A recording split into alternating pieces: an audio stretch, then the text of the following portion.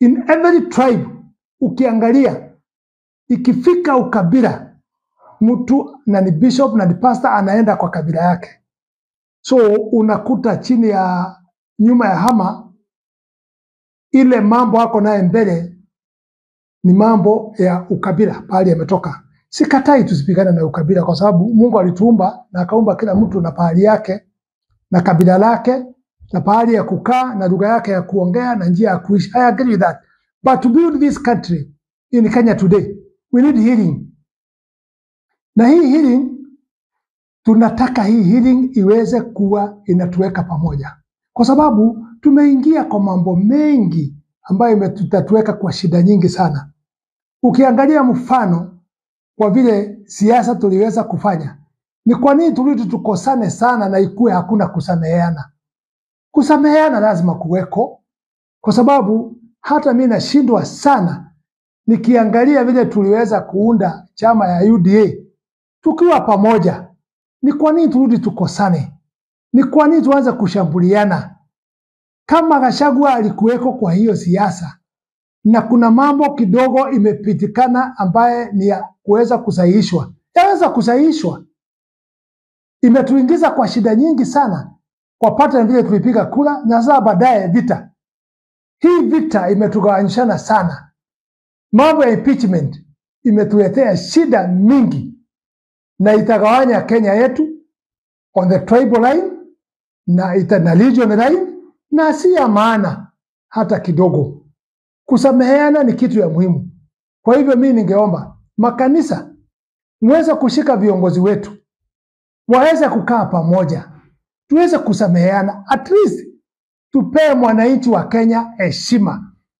Kwa sababu ukiangalia mwananchi wa Kenya today hatumpi heshima, kwa sababu nakuta tumejichanganya na mambo. Wale tulipiga kura kwa UDA, we voted kama Mount Kenya walipiga kura 100%, wakapiga pande hiyo, na sasa baadaye mambo kidogo nyeti ambayo itaweza kutengenezwa imekuwa ni shida. Why can the church take it now and have a discussion? Na mimi nashangaa ni kitu gani iweze kusameheana? Anything people can forgive each other, ili tuweze kuendelea mbele, turudishe ile mapenzi yetu tulikuwa nayo mbeleni. And also we need to understand, hii siasa ya leo ya Kenya imechanganya watu wengi. Kama wale tuko kwa kinyaganyio na imewekwa kwa katiba na njia ya procedure ya kupiga kura na kuchaguana, why should we later after election tunabadilisha, tunachanganya wana Kenya? Wale walikuwa tukinyaganyana na hao madaraka wanarudi kuwa hao ndio watakuwa ndani, ni kwa sababu ya kosa discussion, na wale walikuwa pande ile wanakuwa ndio wako nje. So it will never work properly. It will never be accepted properly by Kenya, because we must agree, face of Kenya, I agree that, but we must agree our constitution. What does our constitution say? Bas iko haja gani ya kwenda uchaguzi? I don't see any point ya kwenda uchaguzi. Si watu wakuwa region wanachaguana, wanaenda wanakaa chini, wanatuambia this is the way forward, na hii tumechaguana, tumeappoint you, iende namna hiyo. Otherwise the way tumechanganya inchi sasa is unbelievable. Tumechanganya inchi, tumeleta mambo ya ukabila, mambo ya region, mambo ya nini. I think for right now tunahitaji kurudi chini. Ingawa hata kama kuna vita hii yote, tukubali katiba yetu pia inaenda mpaka 2007 ndio uchaguzi tuingie. Tukianza vita hapa na wale wanafikiria kufanya, wanataka ni kama kupindua serikali for now. Kwa mfano, Raila Odinga na grupu yake walichukuliwa na Ruto wakuja basi wasaidie serikali, but they are just fighting for the city at 2027. Hakuna kitu wanafanya ya kuweza kutuliza nchi na kuunganisha nchi. You cannot be in the position na pia uwe kwa serikali na uanze pia kutangaza unasema wewe 2027 utasimama. Sasa kama 2027 utasimama, are you caring about the Kenyans? Why are you invited in the government of Ruto? Mkae pamoja, muendeshe amani na muunganisha watu wakuwe pamoja. Raila Odinga, you can only prove yourself if you are talking about peace and putting people together. It's too early for 2 years. Unaanza kutangaza wewe utasimama 2027. Sasa sikusema kwa serikali ni pesa inatafutwa ya kuweza kupigania. Let me tell you, hakuna mtu atakuja abadilishe mambo kama mtindo ule tunaye ni huo. We must think twice and think how to support the system ile iko. Ikifika 2027, Ruto amesema mzuri sana as a president. Mchukue kadi kama ile Gachagua anasemaga ya maziwa. Mchukue kadi hiyo, na amesema namna hiyo, na Gachagua akasema namna hiyo. Chukua kadi, andika. Ulipromise. Basi ikifika 2027, mchukue hiyo kitabu na mwambie sasa tuanze kutoka stage 1, ulisema hii. That will be better procedure ya kuweka amani. Lakini saa hii tukiweka ile moto ninaona kuna watu wamebeba mafuta petroli kwa mkono hii na jerrycan, wengine wamebeba kibiriti pandi hii. Tuweke nchi yetu ya Kenya na tuchome kibiriti. It will not help us. Let's not forget the surrounding countries ile tumetuzunguka hapa. Hizo zote nchi hazina amani. Na the end of the day wewe mwananchi unaenda kwa ukabila. The end of the day wewe mwananchi mnaenda kwa Facebook kuweka mambo ingine ambaye ni mambo ambaye ni ya kuincite completely. Nchi hii kichomeka haitakuacha, haitaniacha, haitawacha yule yuko. Itakuwa watu wamekufa. Why do you want people to die when we have a system? I want to talk about the government, the clip nimeona. I saw a clip na nafikiri rudi katolewa. Hiyo clip ilikuwa imewekwa number of the people. Imewekwa that ile watu wamekufa. Ule alikuwa mkubwa ya jeshi. I saw him that picture. Nikaona imewekwa ule mtu alikuwa wa IBC. Imewekwa hapo. Nikaona imewekwa huyu kijana alikuwa anafanya kwa deputy president. Nikaona imewekwa huyu alikuwa anaitwa nani? Sanada Muluya alikuwa very vocal. Nikaona hiyo picha zimewekwa hapo namna hiyo. Na hiyo nikaangalia ikakuwa incited that Gachagua wakati alikuwa Machakos alizungumuza kwa mambo ya wale hawa watu yote wamekufa, wameuawa na Ruto ama na serikali hii. And when I went to the clip of the former deputy president, he did not talk about those things. But you see now, inaakishwa moto kuoneshana the way Gachagua is fighting the government and the way there should be a war. Na hiyo ni mambo ya social media na clip ilikuwa imewekwa. And you see such a clip, hiyo watu wanahitaji kushikwa. Although it was pulled out. Because if you compare with what the deputy president, former deputy president alisema, na ile kitu ameweka, it is different. Kwa nini turudi huko nyuma na kutafuta hawa watu yote na kuprofile waliuawa na fulani ama waliuawa na serikali fulani? Where are we going? We are burning this country.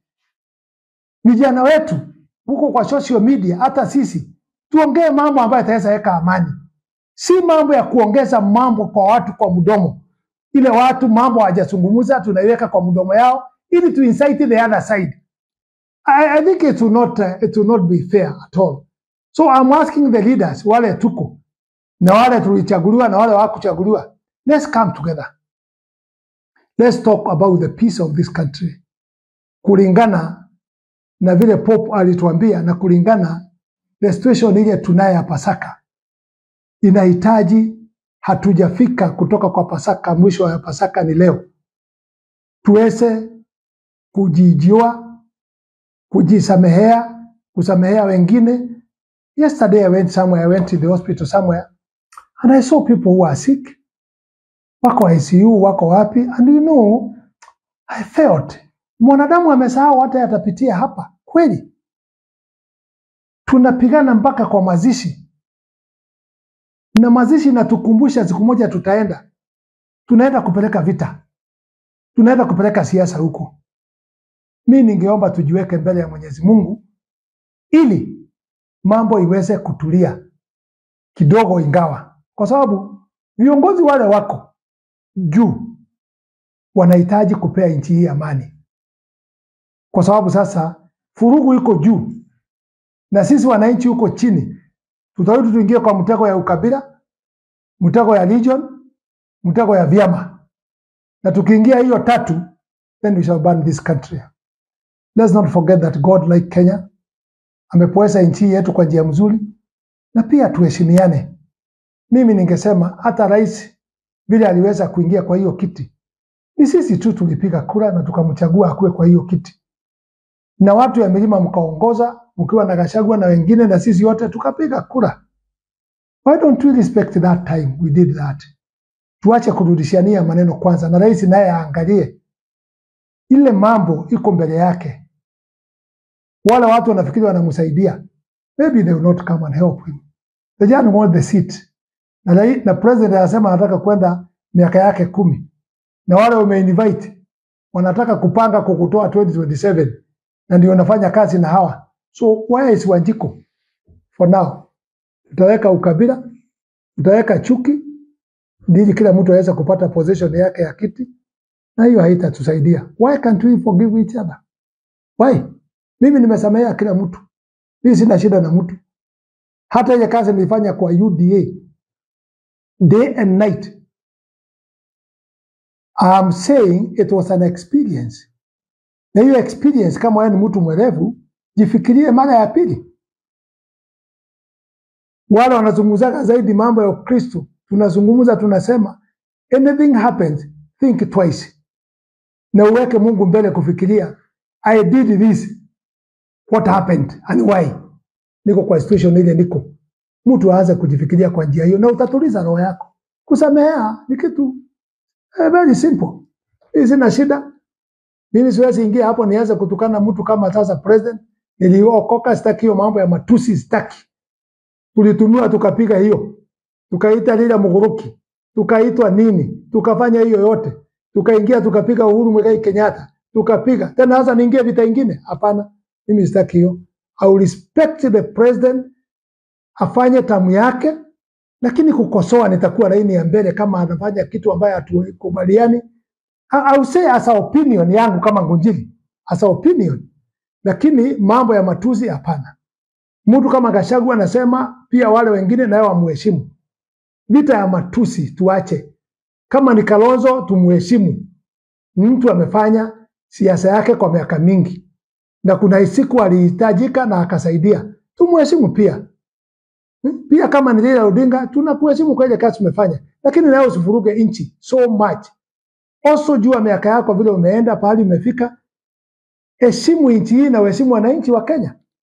Na ninasema hivi, I agree that Kikuyu in Milima they voted 47.4%.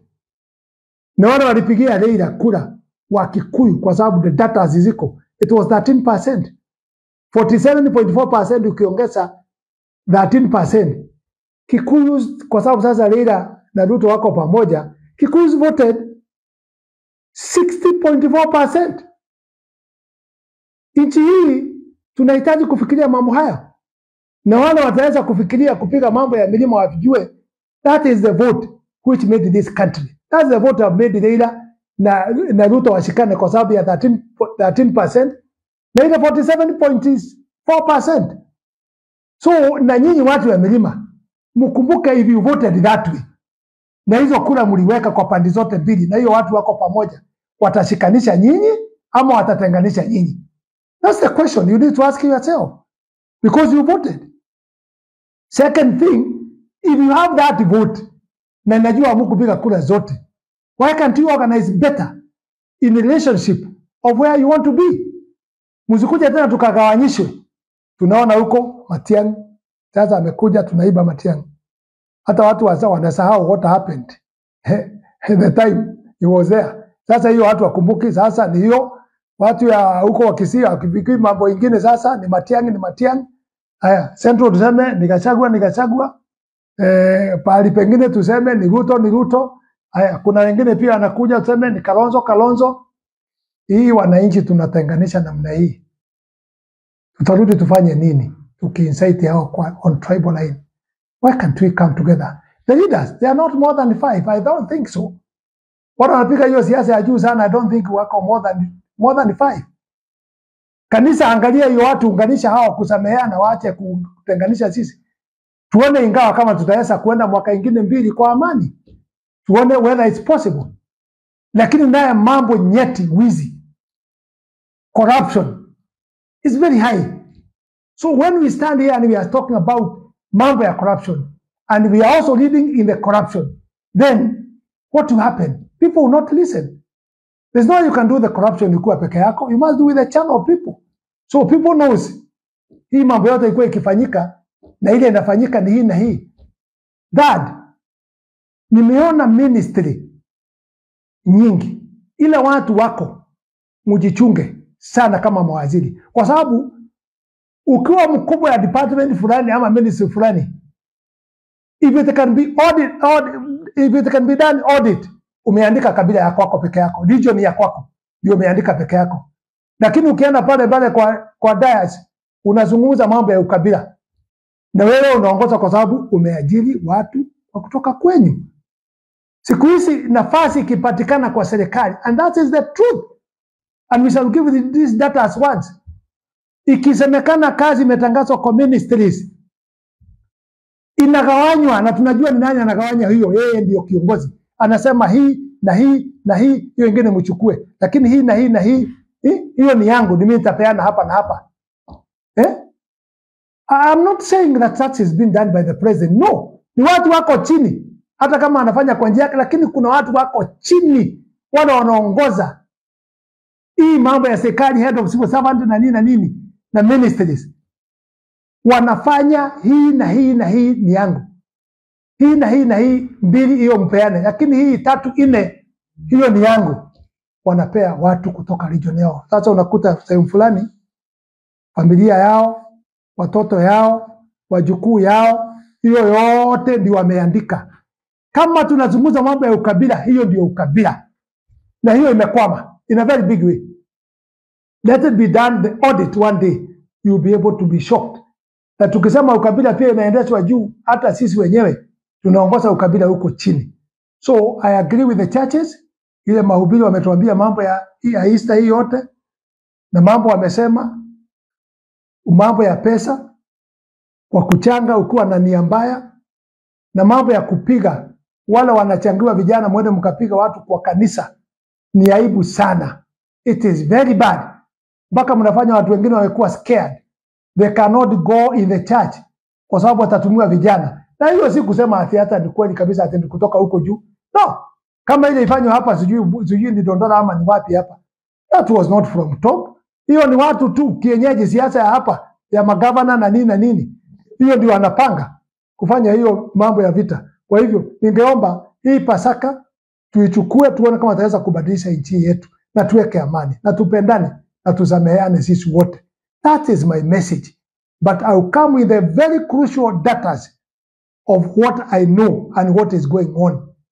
Na tukae kwa amani, na tuchunge mambo isikuje katoke nje ya mkono yetu, ili iweze kuwa ni vita nchi hii. We don't want to fight. Hatutaki 207 again. Na mimi naambia nyinyi zaidi, hii kitu ikitrickle down, hiyo ukabila itrickle down, iende chini, you regret. Moi taught me kuhakisha moto ni rahisi ya siasa, na kupima is very difficult. Mungu awabariki. On Pasaka tumemalizia mzuri, na tujiweze kujiangalia mzuri, na ni pole sana kwa popu yetu kutuacha just on the time when we were talking about the crucifying of the Jesus na kufufuka kwake. I hope itatufundisha mambo fulani kwa roho zetu. Mungu awabariki nyinyi wote.